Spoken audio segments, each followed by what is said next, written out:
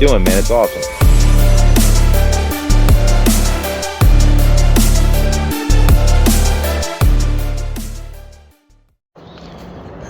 Gotta get that morning pee out of the way. Good morning, guys. Another absolutely gorgeous morning out here in my 1-1. Nice sunrise. Too bad I couldn't get it. So today we're gonna do one final test before I heavily, or if anything, start to modify.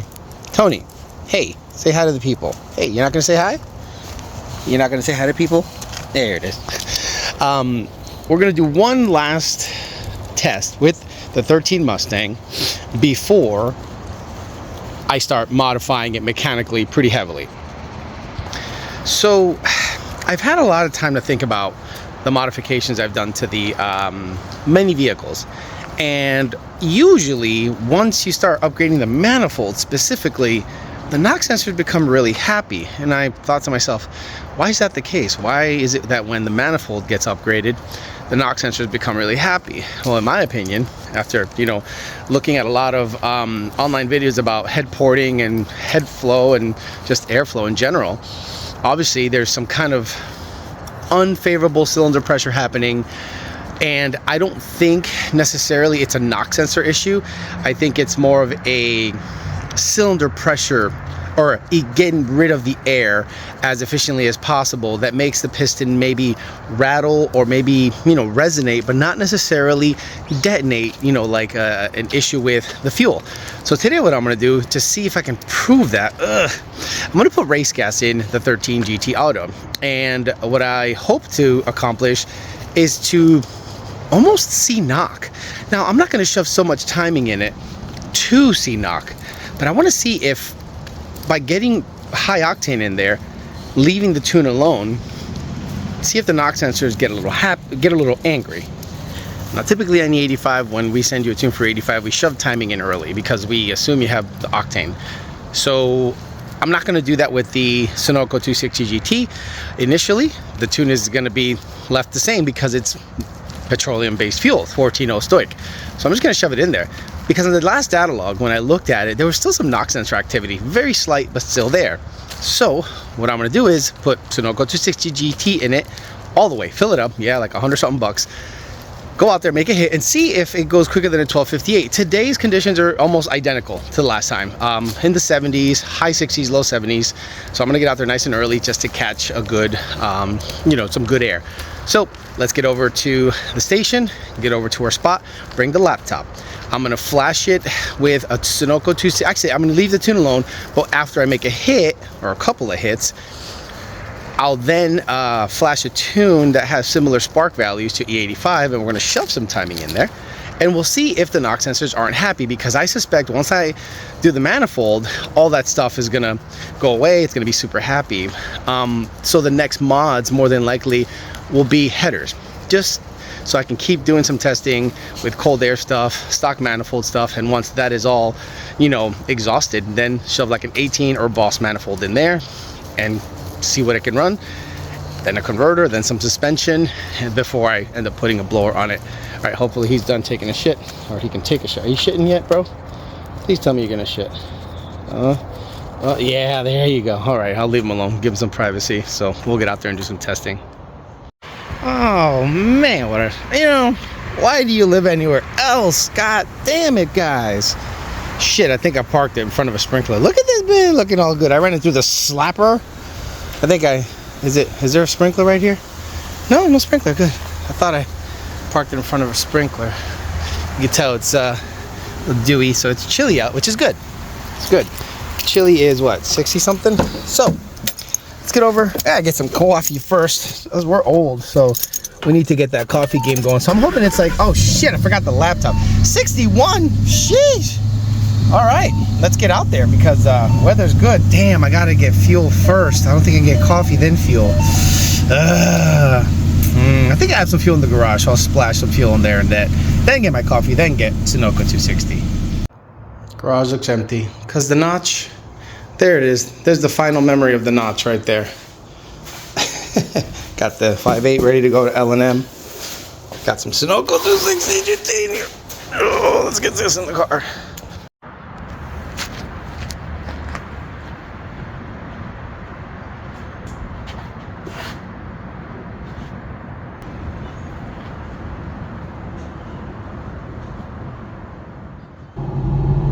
anyone tell me what this shit is? Anybody? I don't know what that shit is. You know the deal. Get $100 of Sunoco 260 GT. Get some money to Haji. Come back. It's actually feeling kind of warm, so I got to get going because I think that sun's going to be hot today. 100 off 13. Thank you.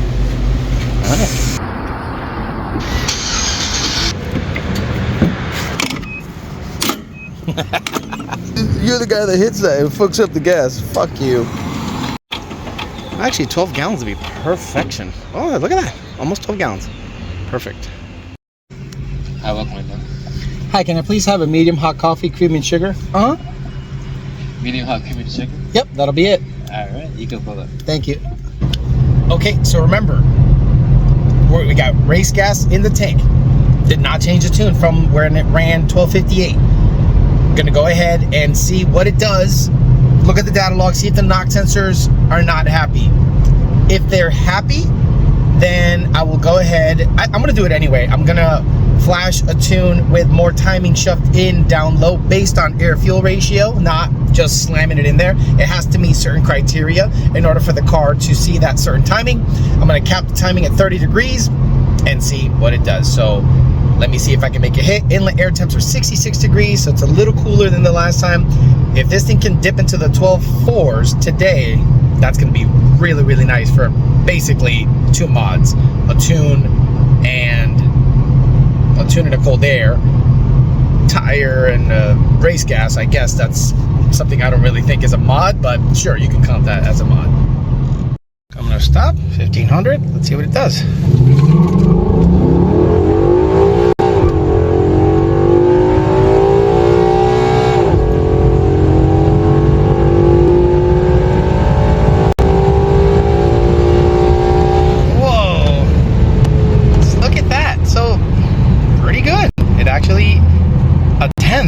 Quicker, could be race gas, could be a bunch of things, but let's look at the data log. Well, a couple of theories were right. This is the knock sensor. This is negative. Anything above 0 is positive knock. Absolutely no knock. The car needed better fuel to see no knock activity, and it gained a whole 1/10. I get it, not on the same day, whatever, but 12.4 with race gas, I did not modify the tune. And the way you know that is because of the spark. So let's look at the spark value, and it should not have touched 30 degrees at all. That's where it's capped, and it's actually 28.8. So meaning it saw the max the car is allowing it to see, okay? So this air load should be close to 1.0, correct? Air load, or load as in fraction. I don't know if it ever, yeah, it hit 107 at one point. Whoa, this thing is flowing. It's nice, it's happy. Fuel trims are within 2%, good old PMAS. Air fuel 0.84 at 5100. Let's go all the way to 70-something hundred RPM. Let's go to 7200 RPM. Let's look at the fuel trims. Oh, look, they're fucking fine. Load is a little lower because obviously the higher it revs, the less air. So peak torque seems to be at about 5400 RPMs, aka peak air load. And this number, when you get an 18 manifold, will move to the right. That's right. You'll see a higher air load value further to the right. Just like camshafts, when you change the airflow, you change everything to the right later in the RPM. This car is seeing a buttload of torque, 1.03 air load at 5200 RPMs. That means we can definitely benefit mile an hour wise from a 18 manifold or a Boss intake. I'll probably get an 18 manifold. I'll probably hit up 1320 Junkie, be like, bro, send me one over. Obviously I'll pay, and we'll go from there. But look, the spark value at max RPM is 28 actually it's almost 30. Shit. Again, guys, I did not touch the tune. You can believe me or not, but I have no reason to lie to you guys. The same tune, it went 12.5 with pump gas. Because of the adaptive Octane logic, now it went a 1/10 quicker with the exact same tune. That's why I always tell people, run the best fuel possible, the car will treat you right. So now what I'm gonna do is I'm gonna do a tune where the cap will be 30, but timing will be shoved in earlier, probably somewhere in the 5,000 RPM range or so, somewhere around here in the meat of it. I'll blend in some timing. Hopefully the knock sensors stay quiet. I'm not touching the sensitivity, and we'll see if we can get a 12.3 out of this thing as it sits. That would be mind-blowing, honestly. Okay, so I'm gonna load a tune. No, 260 GT. So again, that's the tune that I'm gonna shove timing in. And hopefully she flashes and doesn't break in the middle of the road. That would be super nice. All right, stay still, do not move. Don't do anything stupid while you're flashing. A lot of you like to move shit and wiggle shit around. Says, do not turn off vehicle, don't touch anything, get away from it, get away from it, get away from it. Okay. I do like it very much. I do enjoy the ease of use of the N-Gage. Unfortunately, she's not around anymore, so eventually I get my hands on LRX and give you guys updates on that, but I want to give away a couple of those first before I start messing around with it. I have to get familiar with it. Now, one thing I do after a flash, and I'm going to try to catch this live, is just to make sure everything resets. Okay. Does all this weird stuff. Then it tells you right there, tune installed successfully. Turn the key off for 10 seconds. Then start the vehicle. You got it. So turn the vehicle off. 1, 2, 3, 4, 5, 6, 7, 8, 9, 10. I also opened the door. Why? It resets the body control module. It resets everything. Bam. And usually start it and no check engine lights happen. And everything is just hunky-dory and happy. Just a little tip and trick that I've found that it's a good idea to just reset everything just to make sure. So I'm gonna go for a drive because IATs got hot because I sat here for a while. Let's get them down to 70 again. Retry it with the added timing tune. See how it goes. 1500, a little more timing. See what happens. Whoa, it blazed the tire. All right, we need to work on that. One more time, 1500. I'd hook there.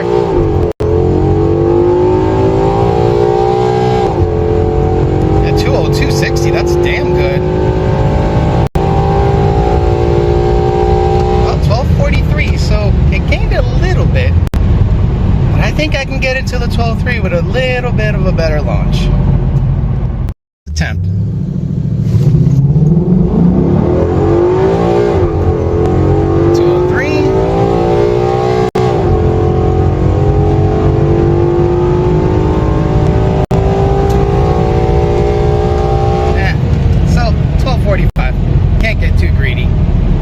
We did improve, and the 60 foot got to down to 202, so that's definitely helping in terms of shoving timing in down low, because that has been the best 60 foot so far, a 202 previously, so we'll end it there.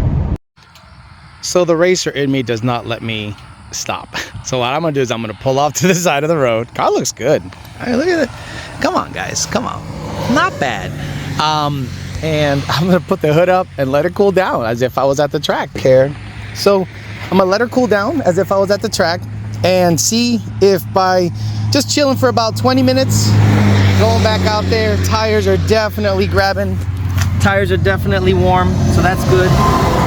Man, they're grabbing everything, so they're doing their job. This is exactly what I wanted, a streetable tire to be a little on the sticky side. But 1248, we've gained over a tenth on it just with race gas. Now if I can get into the 12.39, 12.38, that's officially 2/10. So we'll see if we can make it happen.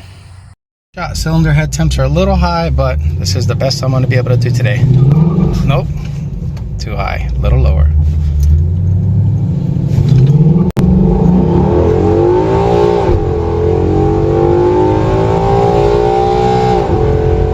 It runs out of steam up top. You can just feel it.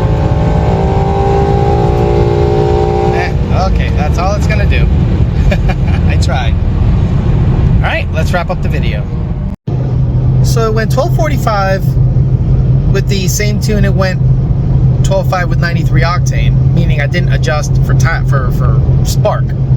When I added timing, the car went quicker to the 60, 202 from a 2.1, but nominally just barely quicker to the quarter. So I'm going to look at the data log, and I suspect that the knock sensor is interrupted on shifts or further down, whereas on the hit it was fine, but further down it wasn't happy. So we'll see if my sneaking suspicions are correct. Well, just like I suspected, I'm kind of happy this happened because it showcases something right off the rip. The car gained into 60 foot, but by shoving the timing in, the car did not like it, especially on the shifts where the load would probably spike.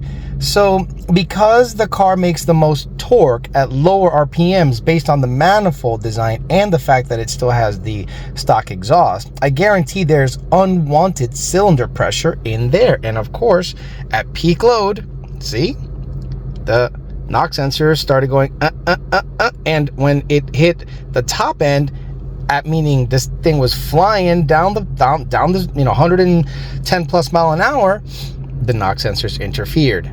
Remember, on the previous log with no added timing, the car was super happy. Let me go back at the last data log. This is the last data log. These are the knock sensors. By allowing the car to add timing based on the available octane, no positive knock was picked up. Again, let's look at the data log where I tried to shove timing in.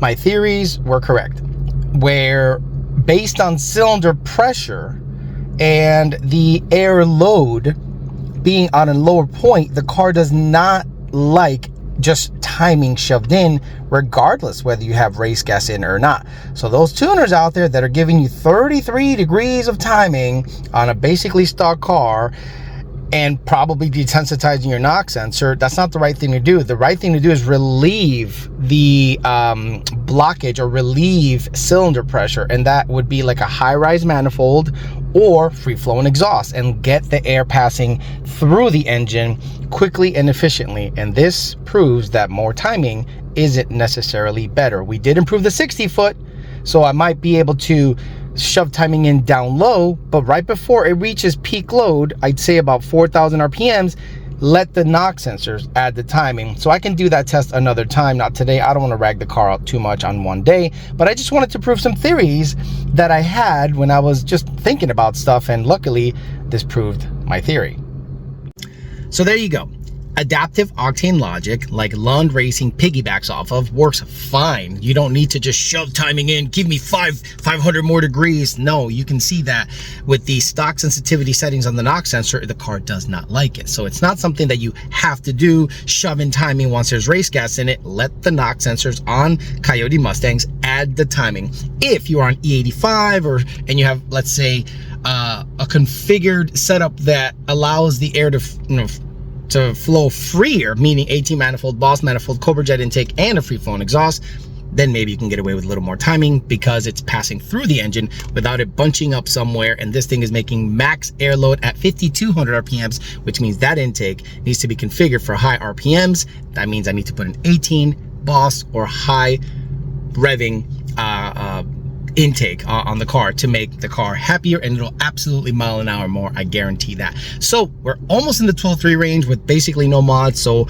the next step is probably get a exhaust and a manifold and get the air passing through the engine nice and easy, and then see if we can shove timing in, then see if we can get into the 12.3, 12.2. I think this thing can probably go 11s with like a converter and a manifold and exhaust, which is on the street, which is phenomenal in my opinion. All right guys, thanks for hanging out with me while I do some experimenting based on some thoughts that I had while I was laying in bed the other day. So hopefully you indulge me, watch all the way through, and maybe you learn something on this video, guys. Thanks for listening. We'll talk to you later.